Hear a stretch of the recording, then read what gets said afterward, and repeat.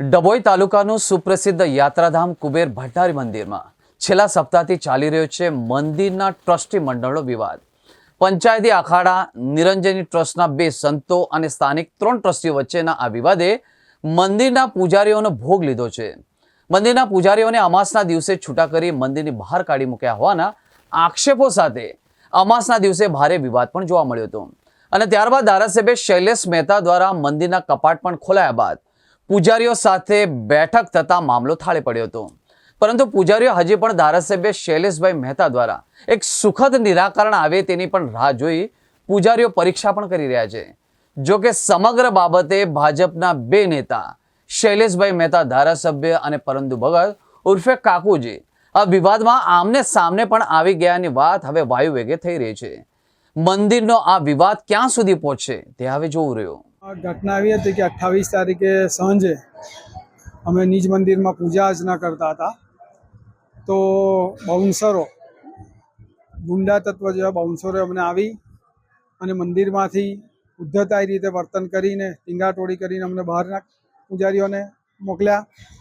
અમે કે શું કોઈ કાયદાની શું કહેવાય કે બિલકુલ ઉપર જઈને બીજું કે ચેરિટી કમિશનર શ્રીનો સ્પષ્ટ મનાઈ હુકમ છે કે કોઈ પણ નીતિ વિષયક નિર્ણય તમારે લેવો નહીં, પૂજારી વિશે બી કોઈ નિર્ણય નહીં લેવો। તેમ છતાં પણ અમને આ રીતે અમાનવીય રીતે ભારતના હિન્દુ રાષ્ટ્રના જ્યારે તમે કહેવાઓ છો સનાતન ધર્મના હિન્દુ મંદિરના અમે તપોધન બ્રાહ્મણ જે વંશ પરંપરાગતના પૂજારીઓ છે એમને આ રીતે ધક્કામુક્કી કરીને બહાર બેસાડી દીધા। તે પછી રાત્રે પણ અન્ય પૂજારીઓ આવ્યા તો એમની સાથે પણ આવું કૃત્ય થયું। અમાનવીય અને બિલકુલ ગેરબંધારણીય કૃત્ય અમારી સાથે કરવામાં આવ્યું છે। એ અંગે ધારાસભ્યશ્રીએ અમને ખાતરી આપી છે કે હું તમારી સાથે છું, તમારા હક અને અધિકાર તમને અપાવવા માટે હું કટિબદ્ધ છું અને એ લડાઈ મારી તમારી સાથે ચાલુ રહેશે।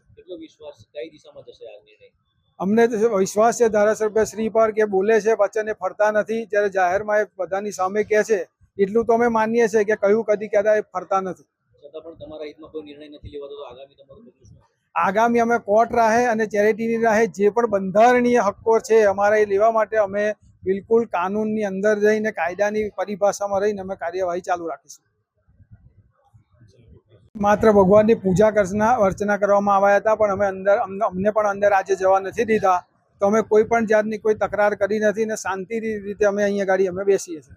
બસ અમારે જ્યાં સુધી હક અને અધિકાર नहीं મળે ત્યાં સુધી અમે અમારી અહિંસક લડત ચાલુ રાખીશું। देखिए, काफ़ी समय से ये मुद्दा चलता रहा और कोर्ट में भी इसका काफ़ी समय से कोर्ट में केस चालू था, जिसमें चुकादा भी आया कि सर्वे नंबर के हिसाब से कुबेरेश्वर महादेव मंदिर के जो पुजारी हैं वो पंचायती अखाड़ा श्री निरंजनी ही पहले से चला आ रहा है और आज भी वही चला आ रहा था। काफ़ी समय से कोर्ट केस चालू था। कुबेरेश्वर सोमेश्वर जो ट्रस्ट है वो गांव के अंदर है, सर्वे नंबर 88 में आता है।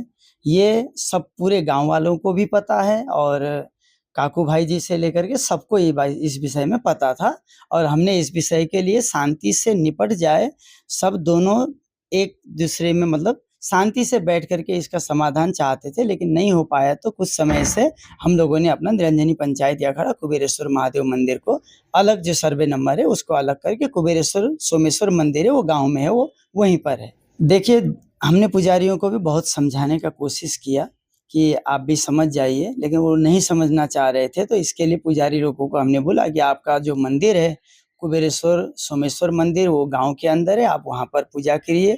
शरद चंद भट्ट जी जो अभी उनका देहांत हो गया, वो पुजारी जी यहाँ पहले वहाँ गाँव में भी करते थे।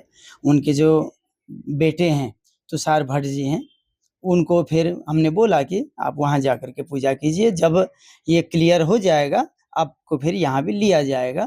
या फिर नेताजी आए थे सोठा जी, उन्होंने भी बोला है कि 2-3 दिन रुक जाओ, 2-3 दिन में एक समाविष्ट एक लिखित में दोनों का सभी लोगों को बैठा करके इस विषय में अच्छा एक निर्णय लेके ताकि सुचारू रूप से चलता रहे।